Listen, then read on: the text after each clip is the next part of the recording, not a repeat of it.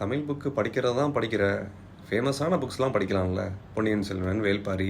அது ஒரு உலகம், இது ஒரு உலகம். அது வந்து எக்ஸ்டர்னல் வேர்ல்டு. ஹிஸ்ட்ரி, வாரு, கதை அம்சம்லாம் வந்து பயங்கரமா இருக்கும். பிளாட்டு, ட்விஸ்ட் அண்ட் டர்ன்ஸ்லாம் இருக்கும். பட் இது வந்து இன்னர் வேர்ல்டு.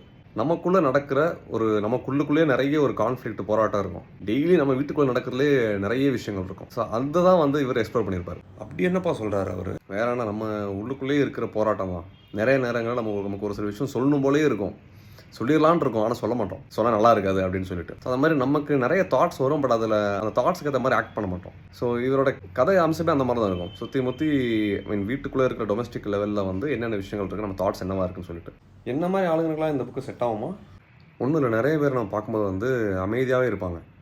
இந்த மண்டைக்குள்ளே அப்படி என்ன தான் யோசிப்பான் அப்படின்ற மாதிரி ஒரு ஆர்வம் இருக்கும்ல.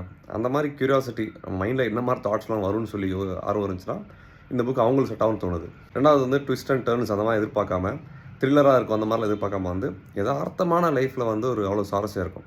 அதை விரும்புகிறவங்களுக்கு இந்த புக் பயங்கரமாக சிங்க் ஆகும். ஸோ இதை பார்க்குற நீங்கள் ஒரு ஜானகிராமன் புத்தகம் படிக்கிற ஆளாக இருந்தீங்கன்னா வந்து உங்கள்கிட்ட வந்து யாராவது கேட்குறாங்க, எதெல்லாம் நான் ஒரு புக்ஸ் படிக்கணும்னு கேட்டாங்கன்னா நீங்கள் என்ன பதில் சொல்லுவீங்கன்னு சொல்லிட்டு கமெண்ட்டில் சொல்லுங்கள்.